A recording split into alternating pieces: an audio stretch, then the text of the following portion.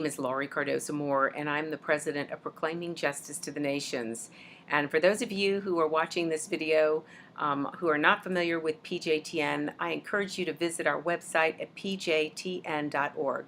But first, I want to thank our PJTN watchmen and our friends around the globe who have signed this petition and are calling for the removal of Ilhan Omar and an investigation to be launched into her fundraising activity for these Muslim Brotherhood front groups here in the United States of America, like CARE and Islamic Relief USA. I also want to make you aware of another incident that she is involved in. President Trump he's heading over to Egypt to meet with the leader of Egypt, and Ilhan Omar tweeted out to President Trump that she hopes that he will help secure the release of a Muslim Brotherhood terrorist who is sitting in prison in Egypt because she was trying to overthrow the Egyptian government.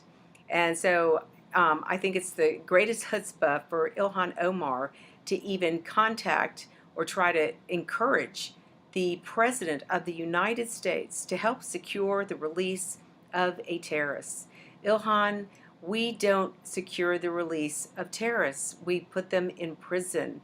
Ilhan obviously shows where her loyalty is. She challenged her Jewish colleagues in Congress about their loyalty, but we obviously see where Ilhan Omar's loyalty lies. Not only is she trying to secure the release of the terrorists in Egypt, in a prison there in Egypt, but she has also tried to request leniency for a group of 9 individuals from her district in Minnesota who wanted to join ISIS, the terrorist group.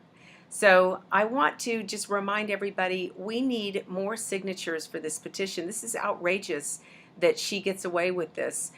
It is outrageous that she gets away with her anti-Semitic diatribe against the Jews, and nobody holds her accountable. Nancy Pelosi should have pulled that resolution from a vote and told her colleagues, either you come up with legislation or a resolution that names Ilhan Omar as an anti-Semite and that condemns her anti-Semitic activity, and that the U.S. Congress will not tolerate anti-Semitism, nor will the Democrats tolerate anti-Semitism in their party. No, Nancy Pelosi didn't use her leadership position to be able to do that.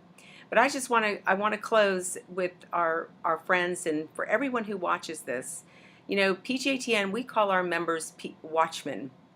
And the reason why we call them watchmen, because in the Bible, God tells Ezekiel, the prophet, that the responsibility of the watchman is to, as he stands watch, he's to pay attention to make sure that if the enemy advances, that the watchman has the responsibility to sound the alarm to the inhabitants of the city that the enemy is advancing.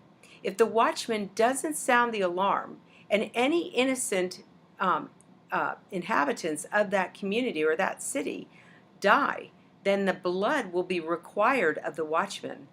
However, if the watchman warns the inhabitants, and the inhabitants of the city refuse to heed the warning, that if their blood is spilled, it will be required of them. We as PJTN watchmen have a biblical responsibility to stand with our Jewish brethren and defend the state of Israel against the rise of anti-Semitism.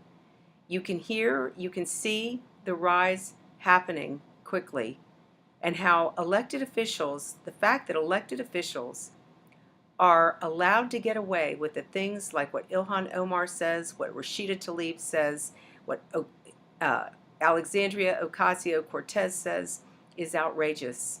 So ladies and gentlemen, I'm asking you, please sign the petition.